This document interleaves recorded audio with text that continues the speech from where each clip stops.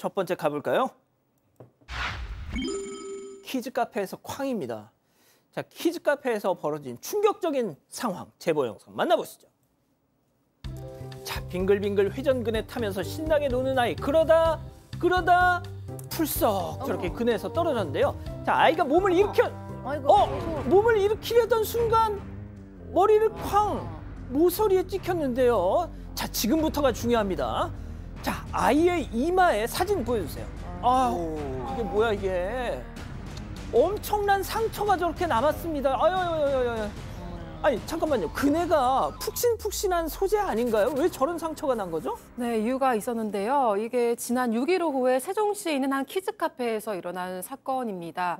그네형 놀이기구를 타던 3살 아들이 넘어져서 놀이기구에 얼굴을 박았는데 당시 기구에 이 폭신폭신한 것처럼 보이지만 날카로운 철심이 노출돼 있었대요. 그래서 그대로 부딪히게 됐던 겁니다. 이로 인해 아이 얼굴에는 출혈이 심하게 났고요. 일반 봉합이 불가능한 부위여서 성형외과에서 전문 수술을 받았다고 합니다.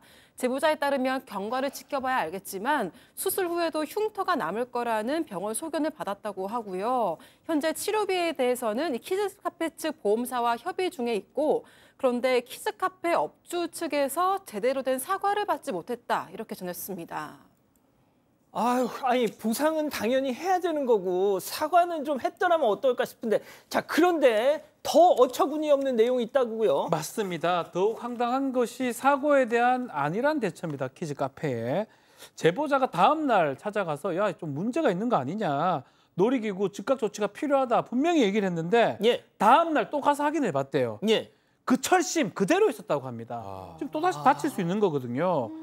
심지어는 흘린 피가 있는데 피조차 닦지 않았다고 해요. 그래서 너무 놀랐다고 하고, 더 놀라운 것은 이 놀이기구의 안전 상황을 양호라고 표시가 돼 있는데, 양호요? 양호하지 않는데 양호 표시가 돼 있는데 키즈 카페가 직원들이 임의로 저걸 하는 거지 무슨 뭐 정식 기관에서 하는 게 아니라는 거, 이 점검이. 그래서 더 문제가 지금 되는 상황이고, 나중에 세종시청에서 점검 나와서 확인해 보니까 이제서야 임시 테이프를 이제 감아가지고 운행 중인 상황으로 이제서야 조금 해결한 거고, 저건 사실은 폐쇄하든가 조치를 해야 되는 거거든요. 그제야 운행을 중지시켰다고 합니다. 아무튼 빨리 좀 진짜 치료가 됐으면 좋겠습니다. 자, 다음 이어가죠. 이웃이 너무해. 참 민폐 끝판왕 첫 번째 제보 영상 만나보시죠.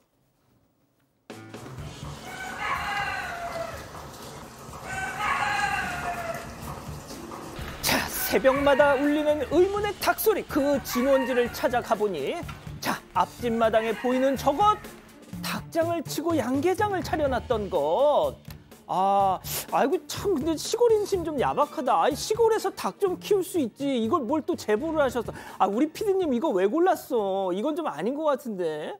시골에 양계장 차리는 것도 잘못이에요? 근데 이게 시골이 아니고 서울 서초구의 한복판입니다. 네, 이게 강남 서초구의 빌라가 밀집된 주택가에 사는 제보자가 겪은 일인데요. 이 사건은 지난 2023년부터 시작이 됐습니다. 봄철부터 여름철에 새벽 4시 반부터 정오까지 이 닭소리가 들으신 것처럼 끊임없이 들려서 알아봤는데, 제보자 앞집 단독주택에서 닭 3마리와 꽁 10마리를 키우고 있었대요. 제보자가 참다 못하고 112에 민원을 넣어서 경찰이 출동을 했는데, 앞집에서는 내 집에서 내가 키우는데 왜 그러냐, 아침 일찍 깨워줘도 문제냐, 이렇게 윽박을 질렀다고 합니다. 또 앞집은 어머니가 닭을 키우는 낙으로 살고 계신다면서 호소를 하기도 했는데요. 그러다 복날이 지난 뒤로 이 닭 울음소리가 사라졌대요. 그 후로 작년 2024년에는 닭소리가 또 들리지 않다가 올해 5월이 되니까 다시 같은 집에서 닭소리가 들리기 시작을 했다고 합니다.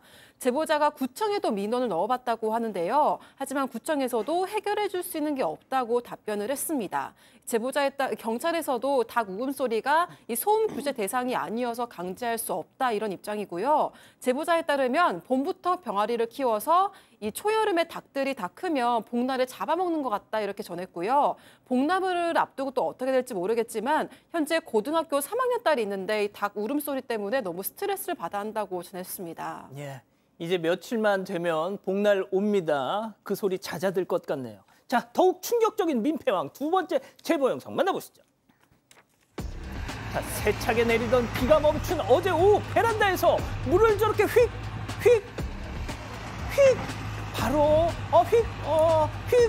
바로 아래는 주민들이 지나다니는 길가입니다. 자, 그런데 그 높이만 해도 무려 10층! 한두 번도 아니고 무려 10분이나 저렇게 휙 쏟아내고 있었던 것. 교수님, 아니 지금 뭐 하는 거야? 자, 저기가 10층이면 최소 못해도 20m 이상인데 저기서 물을 뿌리면 행인들 어쩌라고? 그렇죠. 저걸 맞으면 그냥 물을 맞는 게 아니라 큰 무슨 돌덩이 맞는 것처럼 아플 수 있잖아요. 바로 어저께 비가 너무 많이 내렸던 날이에요. 그냥 비만으로도 너무 힘든데 저렇게 10층에서 이제 물폭탄이 떨어진 겁니다. 10층에 사시는 어떤 주민이 배수관이 아닌 베란다에다 저렇게 10분 동안이나 물을 퍼서 버린 건데 문제는 저기가 뭐 아무도 없거나 흙밖에 없거나 이런 모를까 인도, 사람들이 지나가는 인도고 또 운동기구가 있는 곳이래요. 그러니까 사람이 밀집할 수 있는 곳이잖아요. 거기에다가 계속 저렇게 물을 버렸다고 하니 안전상으로도 너무 위험했고 정말 속도 많이 상하셨을 것 같습니다. 그러니까요. 좋습니다. 자, 다음 이어가죠. 백허그 하다가 화들짝입니다. 자, 우리나라에도 얼마 전에 내한했죠. 영국 출신의 세계적인 밴드 콜드플레이. 자, 최근 미국 공연에서 깜짝 놀랄 일이 벌어졌다는데요. 영상 만나보시죠. 자, 전광판에 잡힌 두 남녀 백허그에 손깍지 끼고 아주 달달한 때 뽀뽀해 하고 있는데 그런데 갑자기 전광판 샷 잡히자 여성은 얼굴 가리고 남성은 갑자기 땅볼 파기 시전. 자, 이 모습을 본 콜드플레이의 보컬 헤이 맨, 둘이 바람이라도 피는 거야 라고 농을 던졌는데요. 놀랍게도 보컬 크리스 마틴이 뱉은 그 말 정답이었습니다. 네, 정답이었어요. 현지 시간으로 미국 보스턴에 미국 보스턴에서 열린 유명 밴드 이 콜드플레이의 콘서트 도중에 전광판에 이제 잡힌 화면이 지금 논란이 되고 있는데요. 화면 속에는 한 남성이 여성을 뒤에서 껴안고 있고 여성은 남성의 손을 잡은 채 행복한 얼굴로 공연을 너무나 행복하게 즐기고 있었습니다. 그런데 전광판에 자신들의 모습을 딱 전광판에 나오자 깜짝 놀라면서 즉시 떨어졌어요, 두 사람이. 여성은 양손으로 얼굴을 감싼 채 뒤돌았고 남성은 자리에 쪼그리고 앉아서 카메라를 피하며 어쩔 줄 몰랐습니다. 전광판을 보며 팬들과 인사를 나누던 콜드플레이의 보컬 크리스 마틴이 두 사람의 행동을 보면서 유 바람 우와 유 부끄러 이렇게 이제 농담을 던졌는데요. 이 영상이 SNS에 이제 빠르게 퍼지고 난 뒤에 두 사람의 관계가 논란이 됐습니다. 영상 속의 이 남성 다른 여성과 결혼을 했고요. 슬하에 두 아이도 있는 유부남이었습니다. 자, 박 변호사님, 이거 실화인데요. 예전에 저희 동료가 가을 단풍객 스케치를 찍으러 북한산인가 거기 입구에 딱 가서 촬영을 하는데 어떤 양반이 오더니 찍지 마, 지금 뭐 하는 거야? 나 찍었어! 막 이랬다니까요. 그러니까요. 저럴 때일수록 좀 자연스럽게 뭐 그렇게 하라는 건 아닙니다. 자연스럽게 행동했으면 넘어갈 일입니다. 어떻게 자연스럽게? 가만히 있으면 돼요. 가만히 있으면 그때 뭐 이렇게 하면 되는데 자연스럽지 못했죠. 너무 자연스럽지 못하면 저렇게 피하는 모습 누가 보더라도 좀 이상하다고 생각이 들었고요. 네, 놀랍게 이 두 사람은 같은 기업에 일하는 동료 사이입니다. 기업이 대단합니다. 가치가 13억 달러, 우리나라 돈으로 1조 8천억짜리 아주 유명한 스타트업 인터넷 기업입니다. 남성이 CEO고요. 여성은 최고 인사 책임자입니다. 지금 결국 이제 걸린 상황이고요. 이 남성의 아내가 남편의 이름을 지금 SNS 삭제를 해버렸습니다. 알았다 이거죠. 꺼져라 뭐 이런 의미로 봐야 될 것 같고요. 두 사람의 이 불륜 의혹 지금 온라인 업계에서는 상당한 충격이 되고 있습니다. 그러니까요. 좋습니다. 자, 마지막 사연으로 가보죠. 사고뭉치 여동생입니다. 집단 지성의 판단을 받아보고 싶다면서 제보해 주신 사연 함께 들어보시죠. 안녕하세요. 평범한 40대 후반 여성입니다. 1살 차이 여동생이 한 명 있는데요. 유난히 철부지인 동생은 어려서부터 사고도 많이 치고 술만 마시면 연락 두절에 다음 날 아침에 들어오는 등 부모님 속을 많이 썩었어요. 그래도 30대 돼서는 결혼도 하고 아이도 낳으면서 정신을 차리나 했는데 40살에 이혼한 뒤로는 다시 술을 즐겨 마시다가 결국엔 음주운전 때문에 면허 취소까지 당했습니다. 그런데 얼마 전 동생이 갑자기 전화가 왔는데요. 차 끌고 나와서 불법 유턴을 하다가 경찰에 딱 걸렸다면서 면허 없는 거 걸릴까 봐 언니인 제 주민등록번호를 불렀다는 거예요. 평소에도 동생은 어디 회원가입을 할 때 제 주민등록번호나 휴대전화 번호를 종종 도용해서 스팸 문자도 많이 받았거든요. 그래도 동생이니까 그냥 놔두고 지냈는데 이번에는 못 참겠는 겁니다. 그래서 화를 내면서 따지니까 동생이 벌금 좀 주면 되지 않냐, 나도 어쩔 수 없었다면서 오히려 의기양양한 태도로 나왔어요. 이런 동생 태도가 너무 황당해서 부모님께 말씀을 드려도 네가 어리니까 참아라 이렇게 말만 하시는데요. 나이가 20대도 아니고 곧 쉰을 앞두고도 여전히 철부진 동생을 어떻게 해야 하나 싶습니다. 마음 같아선 연을 끊어버리고 싶은데 가족이니까 이해를 해줘야 되는 걸까요? 자, 기다리고 기다리셨던 푸처 핸즈업 타임 6천여 분의 우리 가족 여러분들 채팅창에 OX로 함께 참여해 보시죠. 오늘 간만에 자아 대결입니다. 먼저 이해하자는 자아입니다. 야, 상이야, 너 언니잖아. 미우나 고우나 타의 그놈의 기집애한테 하나밖에 없는 언니야. 나중에 엄마 아빠 가시면 그래도 너한텐 개뿐이다. 응?